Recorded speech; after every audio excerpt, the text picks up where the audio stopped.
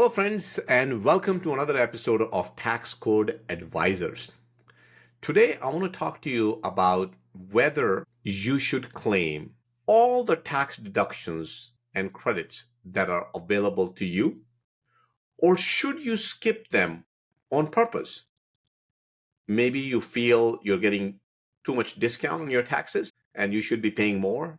Maybe you feel that by taking those deductions or credits can increase your chances for an audit, or maybe you have some other reason. So we're going to try to debate this out today. I got this idea from an article that was recently published in New York Times. And this article talks about a story of a dentist who feels he's getting too much discount on his taxes. And he feels that perhaps he should pay more.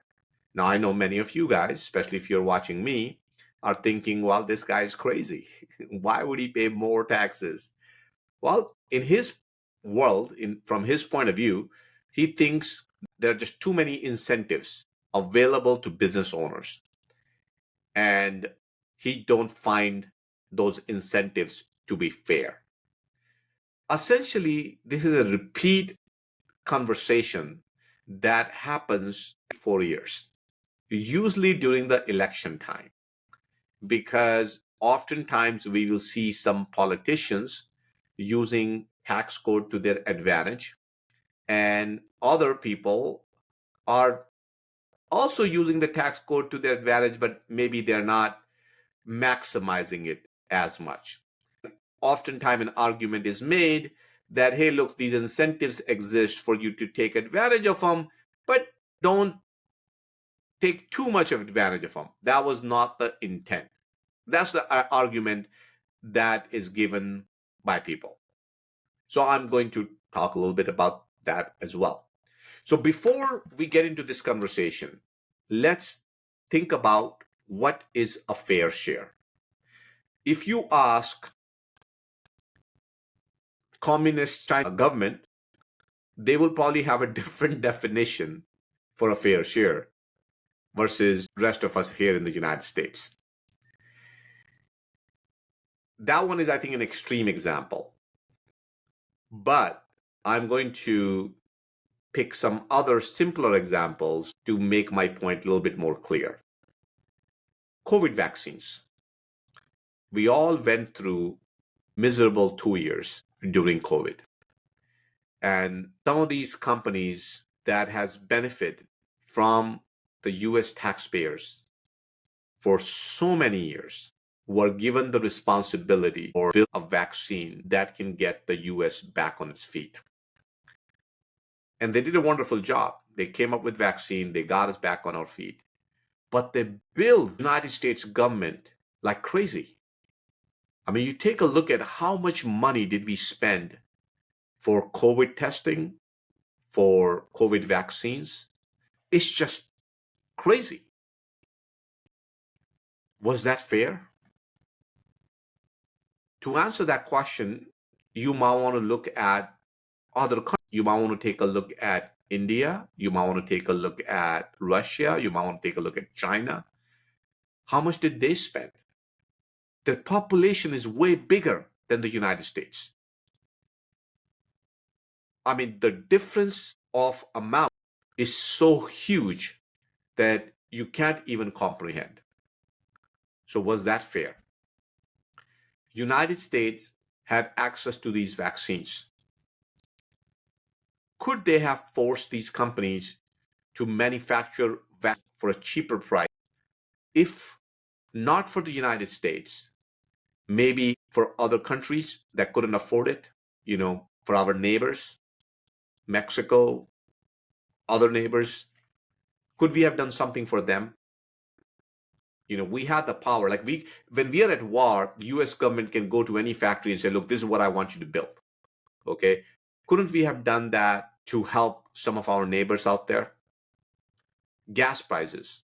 What is a fair gas price? Depending upon whose government is in power, depending upon how our relationships are with Middle Eastern countries, gas prices varies all the time. Just this month, I saw some news about how there was collusion between gas manufacturers as well as people here in the United States that artificially inflated the gas prices. What is fair? I'll give you another example. Let's take a look at known profits. Known profits don't pay any tax. But does that mean they don't contribute to society? I mean, they are providing religious services, they are providing educational services, they are providing health services, they are providing research services, they are providing childcare. There's just so many social programs exist out there, and none of them pay any taxes. But you see, they are still contributing to the US tax system, just not directly. So, what do I mean by that? Give you an example of ISKCON. It's a religious organization that provides free meals to many people on a regular basis throughout the world. In United States, one a great example that comes to my mind is Steve Jobs. When I think when he was in college or early days of his entrepreneurship, if I'm correct, he would go to ISKCON to get his meal. He couldn't afford it at that time. Now, that meal probably had some contribution in building one of the best companies the United States has ever seen, Apple. ISKCON don't pay any taxes, but how do you calculate their contribution to the economy? Just that one meal had such a big impact. Similarly, many other organizations are running healthcare, taking care of disabled kids, taking care of special need kids. I mean, their contribution to society is enormous, even though they don't pay any taxes. Our tax system is designed to promote business and social growth. That's the core purpose. Yes, it does raise revenue. That is an important part, but that is not the only important part. If it was, let's just say if your argument is, look, the only reason our tax policy exists is to raise revenue. If let's say if you believe in that case, as of May 24, we have the highest debt in the history for the US government. Highest debt. In matter of fact, debt is like 10x compared to 10 years ago. Shouldn't we at least double our taxes if our debt had raised so much? Would that be fair? I think many people will find it very unfair. This is an election year. If Democrats come up and say, look, if Biden said, look, we're going to double our taxes next year, I don't think he's going to win an election. Or if Trump says the same thing, I don't think he is going to win an election either. So our debt has skyrocketed, but our revenue is the same.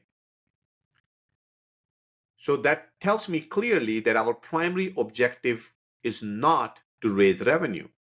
Our primary objective is always to grow our personal, business, and social programs.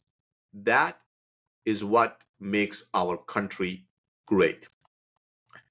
And I can prove that to you as we are the number one economy in the world. Number one. You don't become a number one economy by having a bad tax policy. You become number one by giving incentives for right steps. Nobody is stopping you from starting a business in the United States. You can start a small business. You can become a realtor. You can become an insurance agent. You can become a tax professional. You can start a grocery store. You can start a gas station, an IT company, hotel, motel, healthcare, anything you want to do. Nobody's stopping you that. All the benefits that are available to a large C corporation are also available to you. You can come to us, we can help you. You can go to your local tax professional, they can help you and tell you all sorts of benefits you receive as a business owner. There's no discrimination. Everybody has access to it. And Congress and our tax code wants you to take advantage of that. If you don't want to do business, perhaps you consider become an investor. You can invest in real estate, maybe short-term rentals, maybe long-term rentals, maybe you become a real estate professional, or perhaps you even buy a personal residence for yourself. Maybe you can become a homeowner. Congress wants you to do that. There's a reason behind why you get a special incentive for doing that. Okay. Just like I gave you an example of a non-profit contributing to our society, give you another example from a business world. Let's say you start a business and the business makes $1 million. You don't pay tax on $1 million.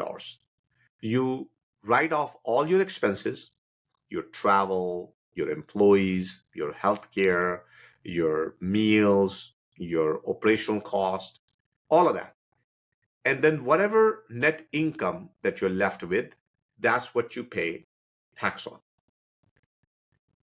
The reason why the US government doesn't tax businesses on revenue is because they want to encourage business owners to spend their money, pass it on to other businesses. They say, look, if you need to buy a $20,000 car, we will give you incentive to buy a $50,000 car. If you are buying a real estate, we'll give you an advantage to buy another real estate. Why does the US government wants to do that? Because it wants all the businesses to flourish. They want all the other business owners to also get a piece of pie. Because when all the businesses make money, US government can collect actually more tax instead of taxing one business. So actually it's a win-win situation. Now, you as a business owner, so for example, let's go back to that example that was being discussed about a dentist. Let's say a dentist revenue is $1 million and his expenses are $800,000. So his net income is $200,000, which he's being taxed on. The idea here is if he wants to reduce his tax liability further, he can take $50,000 as a net income and take another $150,000 and perhaps open up another location. That's the incentive he gets. He pays even less taxes. And that's what he's talking about. But the US government is not doing this because they want him to save taxes. They're doing this so that he opens up another location. When he opens up another location, guess what? He has to take space. He's paying somebody rent. Guess what? He has to hire employees. He has another operation cost. You know, he is contributing to the local economy way more than the tax incentive he or she might be getting. So these businesses are always reinvesting their capital one way or the other. Even individuals. So let's say if you buy a real estate and you get this special tax treatment because you own a real estate. So maybe some of you guys might find that to be not fair. I don't think none of my clients believe that, but I'm going by this argument that was made in this article in the New York Times. If you believe that, then I want you to pay attention to this. Idea here is that if you save taxes, you will more likely to buy another real estate. And when you buy another real estate, all of a sudden you're on the hook to pay more property taxes. What do you think is more? Tax saving is more, another property tax is more. There's a good chance there's another property tax. That property tax pays for your local school, that pays for your local police, that pays for your local services. If this incentive did not exist, our real estate market would not be doing so well. If you take a look at that, we have consistently grown our real estate market for many years. And we're able to do that because we have a good working tax policy behind real estate. We are the number one economy in the world. We became number one economy because we have a great tax policy that encourages good value into businesses.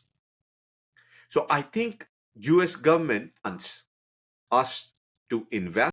US government wants us to start more business. US government want us to save on taxes, but the purpose here is to encourage people to contribute to local economy. For example, I'm recording this video in 2024. Recently, CHIPS Act was passed. This CHIPS Act gives special incentive for high-tech companies to set up their semiconductor plants here in the United States. Why is that?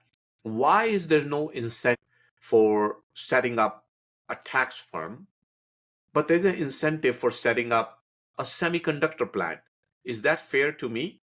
I mean, think about it. I'm a business owner, they are a business owner.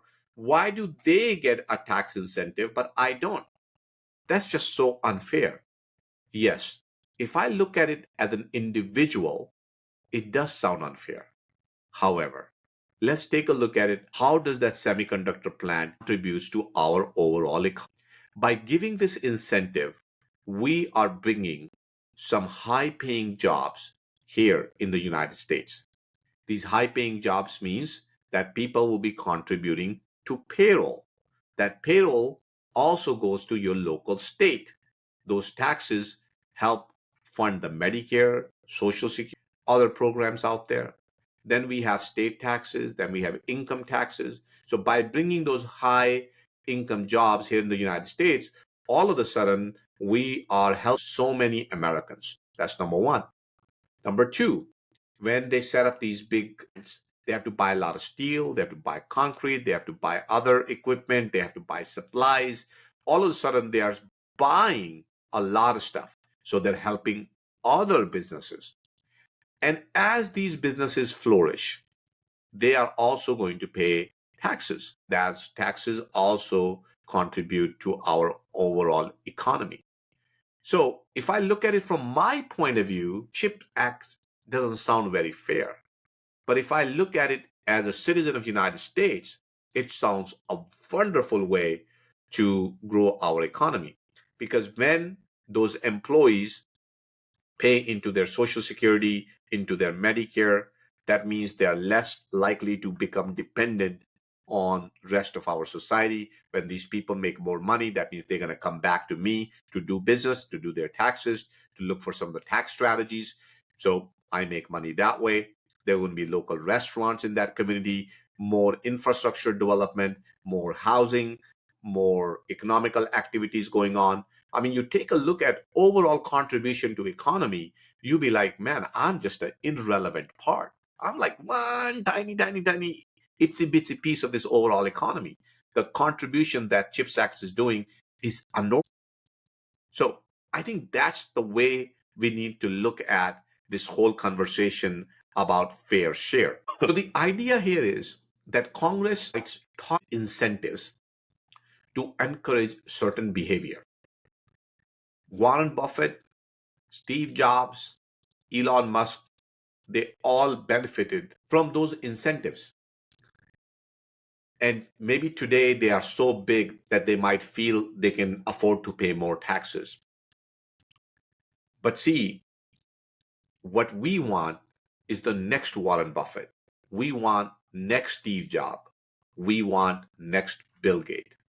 We want to provide incentive to that next generation, to people who are building their businesses today that will turn out some great companies into the future. Now, I will also touch a little bit about fake advice that is being promoted on various social media channels that can also hurt small business owners.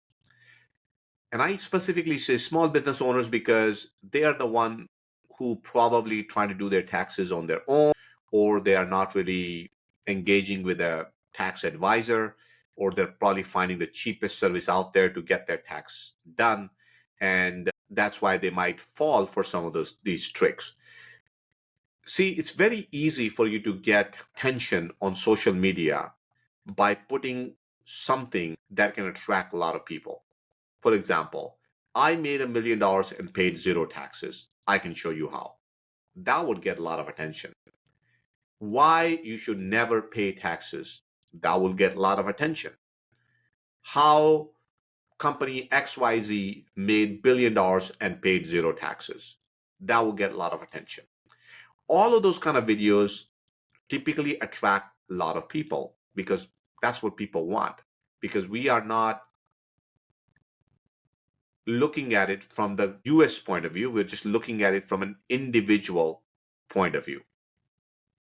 And what happens with these kind of people is they will tell you to take deductions or credits when you don't qualify, or they will tell you to excessively claim certain things that are just not reasonable. And the problem is that there is no law, there is no system in place to penalize these people. They can say whatever they want to say because who is responsible ultimately for what goes on your tax return? You are. They are not.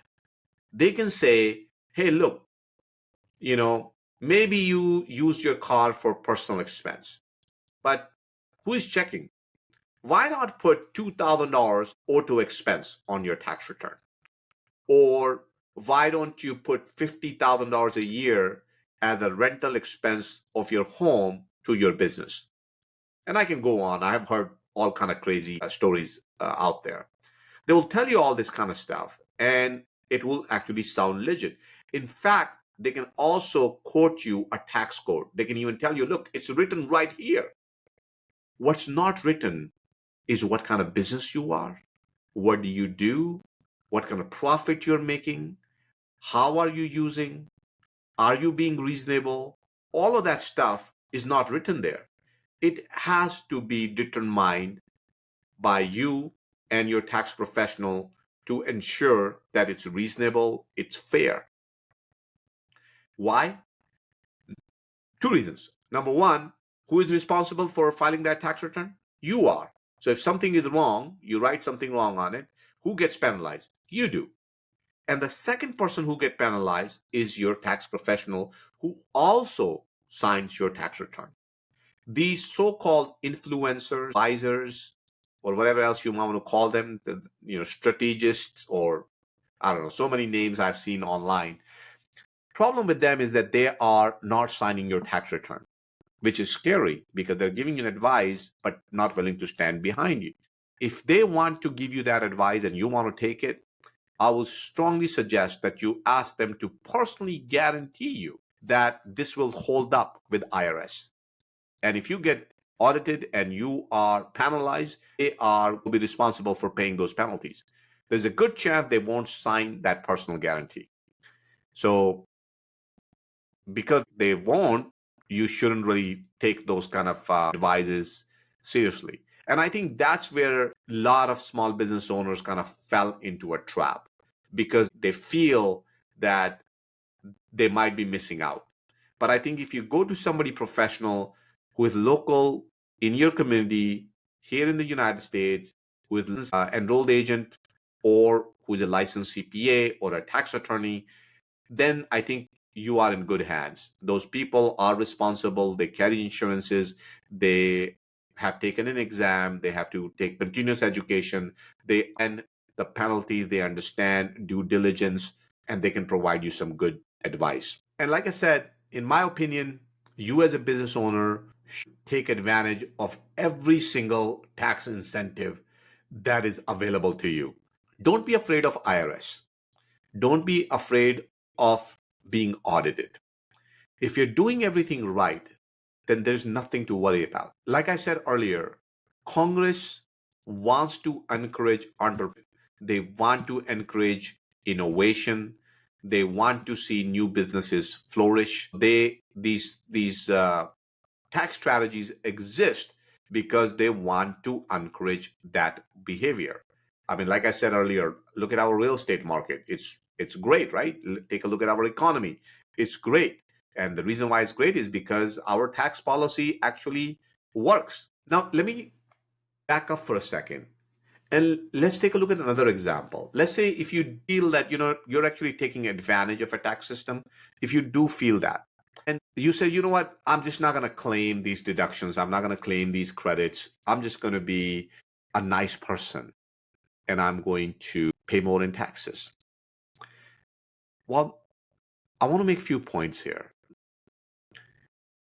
You are doing something opposite to what Congress wants you to do. And if you want to contribute to society, there are better ways of doing that.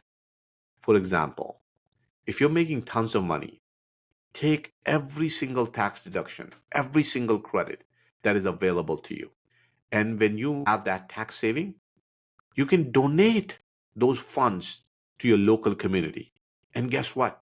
You get even more tax deductions for doing that. Number two, you can invest that money. Maybe buy real estate, maybe start a business or expand a business. Once again, you get even more tax incentives for doing that. But by doing that, you're actually contributing even more to your local community. So I think there's no reason for you to not take advantage of every tax deduction that is available to you. Now, sometimes your tax professional might say, even though you qualify for this deduction, maybe you should not take it. And some people get annoyed by that. Like, look, if I qualify, why shouldn't I take it? They might do that because they want to save you a trouble of an audit. Now, some people will argue that what's wrong with an audit? If everything is legit, what's there to hide? There's nothing to hide. But chances are, if your tax professional is advising you to not do certain things, it's because your business is probably going through a difficult time. You're probably focused on other things. They don't want to distract you from what you're doing and having to worry about tax audit. We see this every single day in our office. Whenever somebody gets a letter from IRS, they start panicking. They start worrying about that. They shouldn't. For that, they got us, but they do anyway. What they should be doing is focusing on their business.